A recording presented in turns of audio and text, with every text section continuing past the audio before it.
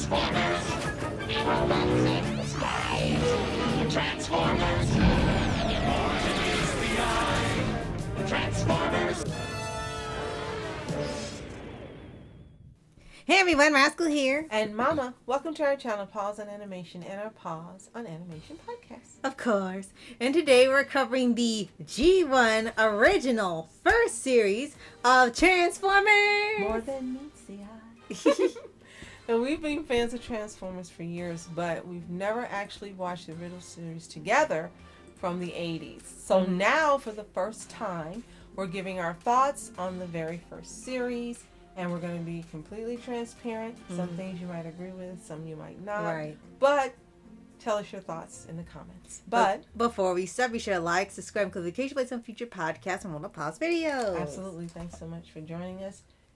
This summer, we have quite a few Transformer podcasts covering series and movies as well. So we hope you enjoy it. Thanks for sharing those podcasts, commenting, subscribing to our channels. Everything you do, you help us out so much. We really appreciate it. Yes. Love you. Yay. So Transformers, there's no way you don't know about Transformers G1, also known as Generation 1, also known as Generation 1G1. What? Okay. And so the toy line itself was out from 1984 to 1990, produced by Hasbro and Takara And the initial thought of this is having toys that, at the time, boys, sorry guys, it was focused on boys at the time, with parts that could be shifted to change it from a vehicle, a device, or an animal to a robot action figure and back again. And of course, we just sang you the tagline, and that told you the ability. Right. And we were actually at one point planning to watch the Transformers Prime series to recover with Bennett this month.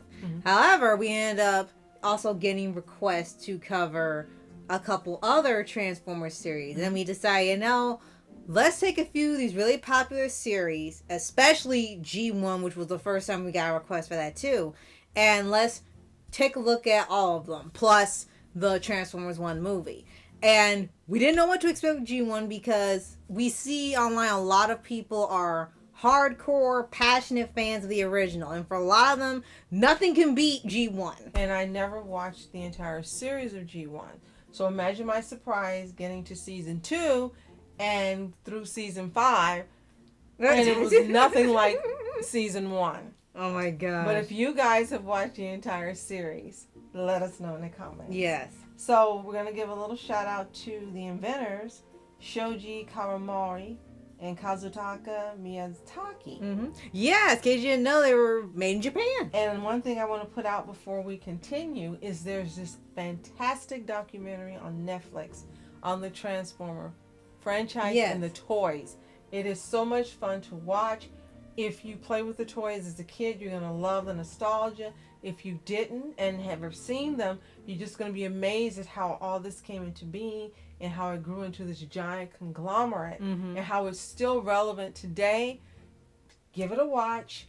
And if we have an opportunity, maybe we'll go ahead and rewatch it and tell you about it. No, it's not new. It's actually years old. But if you are a huge Transformers fan and you don't have Netflix, or you have Netflix and didn't know this existed, get over to Netflix and watch it. It is worth your time. Yes. They've also got He-Man. Yes. They've got Power Rangers. Yeah, TMNT. They've got Barbie, TMNT. It is so much fun watching. Yes, absolutely. And each one has its own separate coverage. Right. So, where we saw this series, we actually had it on Tubi, which has pretty much the entire Transformers franchise series from beginning to most recent. And this had 3 seasons. We know there's 2 Japanese exclusive ones that we didn't get, so we are covering the ones that only aired. 3 seasons? For here, yes. I said 5. Okay, guys. Well, technically there is in Japan. There's I think it said a season or 2 that was Japan exclusive. I guess something self-contained. But also plus the way it's movie. Presented here, I think it was presented on Tubi as 5. Yeah, I think they broke it up some more too. And of course the Transformers the movie as well, which we covered as well. And really seeing it from the beginning, I will say it was fun, and it was interesting to see how everything started before we got to Animated and Prime and Michael Bay and all these other ones. It all started with here. So it was fun seeing what ended up inspiring all the future incarnations. And it was fun seeing how it balanced being an action cartoon and then sometimes a comedy cartoon for a lot of episodes. And then it got to a point where I think we were going into hysterics because they were doing some things in there that just made you want just laugh and roll on the floor. Yes. Now, the first season for me, and I think for you as well, is the best. It had a balance of comedy and action, and it was new. Yeah. And you were seeing the characters for the first time. You had Optimus, and you had Okay, yeah, Bumblebee as the leader. I was Yeah. Optimus as the leader. Yes, you are. We're right. And you had all the other characters of Bumblebee, and you also had the Decepticons, and you got to know them. And I'm not going on a roll call until we get to the cast. But I want to put it that way because if you've never seen it, whether it's now or when it originally aired, this was new. And some of the animation at that time, I'm sure the animation was top of the line. But you're watching it now, and you see the errors and mistakes they made. And some of them are funny. Yes. But you take it for what it is, knowing that it was of the time. Right. But it also was such a great concept and idea because it hadn't been done before, and we hadn't had a Western cartoon at that time that was like this, which you can see why it was loved. Right. And again, at the time it came out, it was geared toward boys. Now, I'm sure anyone who liked it watched it. Yes. But it was geared toward boys, and you could tell with the personalities of the Autobots that they were supposed to be manly examples, and boys were supposed to like them. And you even had a human teen and his dad that was part of their universe as well. Right. And before you ask, yes, eventually they added in some girl Transformers because they're like, oh my gosh, they exist. It was even shocking for them, and they live in the show. What makes some of you probably not happy is that the girls were pink and light blue and girly colors. And it didn't bother me. No, it's like you only have so many. It was fine, you know. Right. They wanted to differentiate them, not just by voice, but also by design and by color. And I think it was fine. And I think it worked. Yes. It absolutely worked for me. So back to season 1. You had more action in season 1 than you did in the other seasons. True. And going forward from season 1 to season 2, we were expecting the action to continue and stay, but it didn't. So for us, season 1 is the best, and you can see that maybe this was supposed to go in a different direction than it did in season 2, but someone came along and decided they wanted to make it more kid-oriented because season 1 had storytelling, and it had some dire circumstances and things that did happen. And you get to season 2, and it becomes more of a comedy. Yes. And more of a focus on humans. Yes, rather than quite the a bit. Autobots and the Decepticons. Right. And another thing we noticed is that this series is also available on YouTube. And there were people that watched it who grew up with it. And episodes and parts we thought were comedic or weird or stuff, people actually had an attachment to things. And there were points in seasons 2 and 3 where you could take it seriously. And there was some character growth and development where you like certain relationships between, in friendship and relationships in this aspect. Right, with some of the Autobots and the humans that were added later. And those were good aspects, and we can see people still onto these memories as something fun. However, for us, seeing this for the first time and like sort of reverse now, like you said, season 1, great action storytelling and some humor, but a good balance. Then they get to a point where they just go freaking insane to the point where you just are like, am I watching Transformers still? They even had one episode where it went from the fight between the two of them getting the Energon. And that was really the goal of the whole thing. Get the Energon and keep them from destroying the Earth. Because clearly that was Megatron's plan in the beginning. He was going to be petty and just destroy Earth alongside them. It's like, why? But they get to a point in there where it went from them attacking the Autobots every chance they get, or even working with some of the humans, if possible, to defeat Autobots or make themselves look good in front of other humans who didn't know better. Mm-hmm. They got to a point here. It's one of my favorite scene in the entire series where they show up in the middle of a baseball game. And I'm thinking, what Energon is there? There is no Energon. They just said, let's terrorize these humans. And they start beating up all the humans and throwing them across the stadium and chasing them and shooting at them. It's like, what's your problem? Right. Today they decide, let's be jerks and just harass the humans. And then the Autobots come and they start throwing them everywhere. And that's this weird face the whole time, and it's just like laughing at this whole scene. It's like it's a fever don't know what was dream. happening. It's a fever And this continued to be what happened in season 2. They had disco. They also went to a prom. Disco. It was like, why are they at a disco? And then you had one of the Autobots who fell in love with a mermaid. Yes, and on then another he went planet. into the water so he could become a merman. And she came out of the water so she could become a robot. And then you had another love story between a robot and a starlet. It's like, okay, the Bodyguard Transformers edition. It's like, okay, I know they're anthro. I know we've had Roger Rabbit. I know we've had these things where they've had human and non-human, and majority of people are fine with it. But it's a 10-foot tall robot. And this was supposed to be a kids' cartoon. Seasons 2 and 3 and the movie were not kids friendly. I'm sorry, they were not. And the parents that let their kids continue to watch based on season 1, well, if they watch it now, they'll know.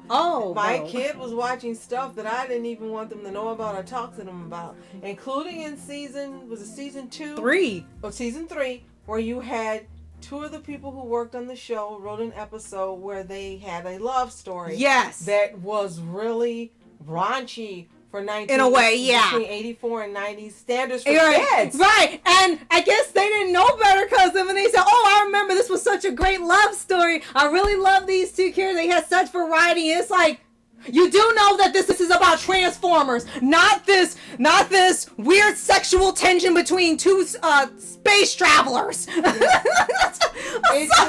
just went off the rails for us. And then you get to season 3, and I hope it's considered season 3. I think it is because it's after the movie. Which came after the movie, which we talk about in another podcast, but the movie killed off characters. Oh, God. And then you come back to the show, and they're in the future. Yes, like the movie. And it starts off in a post-apocalyptic metropolis at the first episode, and you were like, what in the heck is going on? All right. I mean. And then you had dead Autobots, dead Decepticons. Oh my gosh. Except for Starscream. Autobots coming back from the dead, regenerated. Yes. It just went bonkers. And people accepted it. Like, they had this vision in season 1, and again, the vision got lost because producers and directors and CEOs decided they wanted something different, like they did with TMNT 2003. Yes. And they took this show places it should have never gone. I wish they had stuck to the concept and the idea of season 1. Because season 1's the best. Yeah. If you disagree, that's okay. Right. And tell us why in the comments below. We really want to know. But for us, the money's on season 1. And clearly, for the Transformer live action movies, it's the same. Because we saw several scenes that actually appeared in the first Michael Bay Transformers movie. Yes. Including where the robot came through the house, was knocked out of the house, onto the street. And Sam Witwicky, which we saw was really the name, and we thought that was a made-up name for the movie we didn't know. Yes. And you just saw scenes from season 1 in the first Transformers movie. Exactly. And again, this was still fun for us to watch because in a way, this was part of the fun experience because every episode you didn't know what was coming next unless it was even when it was a multi-part or 2 to 3 parts or even in some cases 5-part event, you never knew what was coming next, whether it involved the Decepticons, the Autobots, or the humans. They were going to other planets. Every episode was a new adventure and new surprise. And I think that some of the funniest ones really did involve the humans, because they even had some slightly mundane things, like there was a carjacker that took one of the Autobots and kind of wasn't that phased that the car was talking to him for a while. Right. And he was stuck in car mode because he was trying to rewire him. So it was also a lesson on don't steal a car. So, I mean, they still had the stuff in there, but it was fun. And we've talked a lot about the Autobots and the Decepticons. You got to see Starscream. And you got to see the first version of him that they pretty much have stuck to in every incarnation that we've watched so far. You get the same Starscream. He has not changed. He's not character growth. He stays the same louse. Oh my gosh. And there was a point in here where it's just like, well, how does he keep staying around in every version? Well, this is where it started. When they get to the movie, they actually kill off Starscream. And they don't just kill off the heroes, they kill off some of the bad guys. But then it gets to season 3. And kid you not, in case you haven't seen it, Starscream's ghost haunts the Decepticons in some episodes. He possesses a few of them. Yes, the robot has a soul, I guess. He possesses certain Decepticons so he can try to get a new body. And Megatron just like, I can't get rid of you even in death. So and then later on, he comes back to someone. Right. So the Decepticons can canonically possess people and other robots. And I'm just looking like, how is this possible? How did people accept this and no one questioned anything? So that's why Starscream never leaves. Even if he kills them all, he will come back. Yeah. So we did have fun watching it. And we want to give a shout out to tell you a little bit about the animated series produced by Sunbow Productions, Marvel Productions, not Marvel, it's Disney, and Toei Animation. Although Disney now does own the majority of the rights for the live-action Transformers movies. Surprisingly. If you don't know that, look it up. You're welcome. Surprisingly, yes. Now you understand why Transformers 1 had an entire cast of Disney people voicing the characters. Right. Now there is also comics. There's 3 publishers that have had or have the license to the comic books. Marvel Comics, again not Disney, Dreamwave Productions, and IDW Publishing.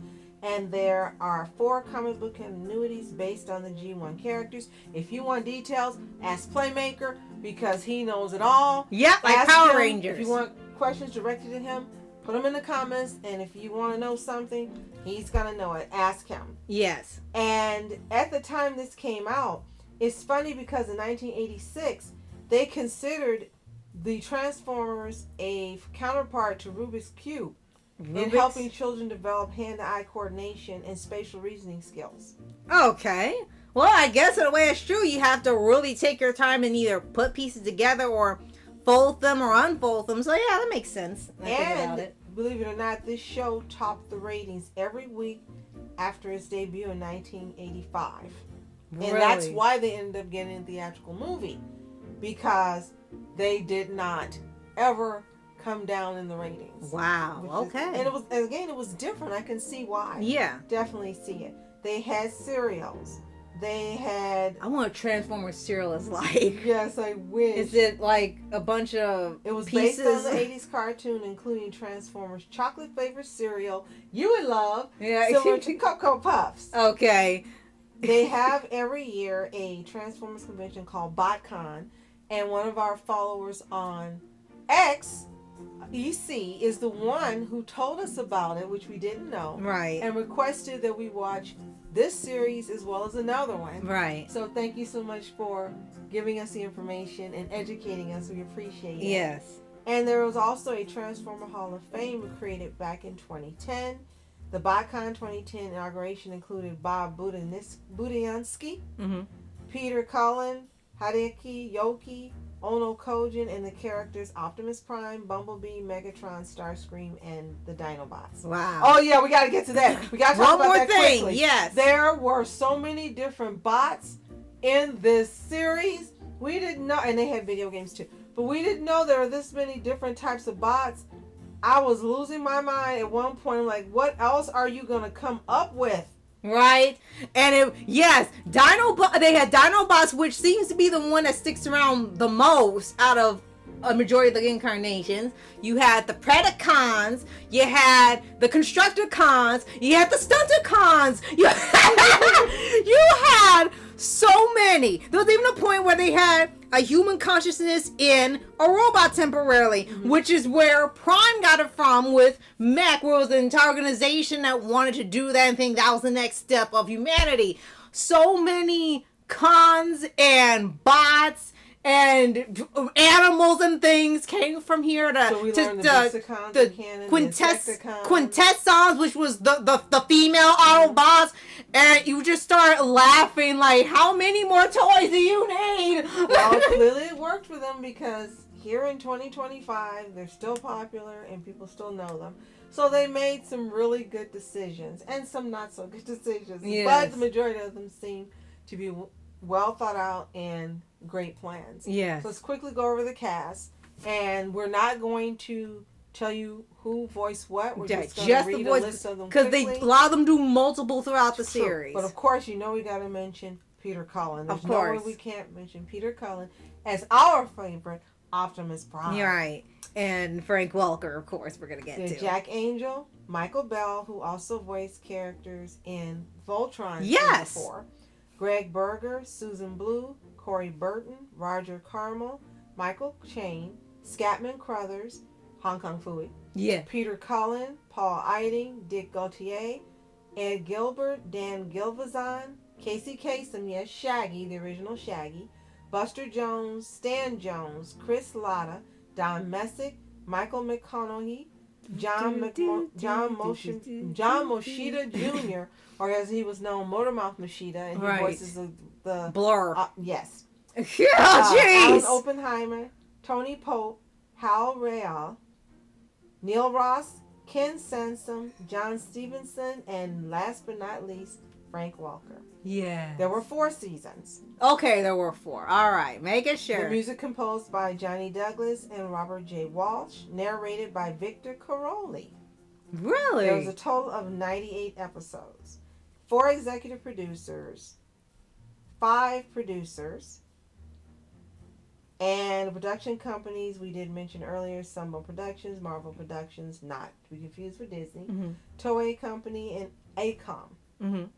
So you can see this series as well as every single Transformers series on Tubi. Thank you, Tubi. Yes. We couldn't believe, we didn't know that there were that many series for the Transformers. Right. Now we do. So next summer you'll probably get some more Transformers series as well. Yes. But for now, G1, tell us if you've seen it. Do you love it? When did you watch it, as a kid or an adult? Tell us your thoughts. And tell us who's your favorite Autobot or Decepticon. Right. It's okay. Right. Let us know, you know ours, what you think. And if you haven't seen it, again, every series is available on Tubi to stream for free. Yes. Head over there if you haven't seen it like we didn't. Give it a watch. Come back and tell us what you think. And if you haven't already, subscribe for updates, weekly videos for anime series, anime shows, and all things animation. Absolutely. Thank you so much for joining us for this podcast, as well as other Transformers podcasts. We hope you enjoy it. Thank you for any fun facts you give us below that we don't know about. We'd be happy to learn about them and read them. Right. And thank you, Playmaker, for being our guide when we had questions while watching the series. Right. And we were confused. You were right there. We could text you and find out more. So thank you so much. And thank you, guys. As always, you are our specials. Thank you so much for watching Masculine Entertainment. And Mom Entertainment. Have a toontastic day. Peace.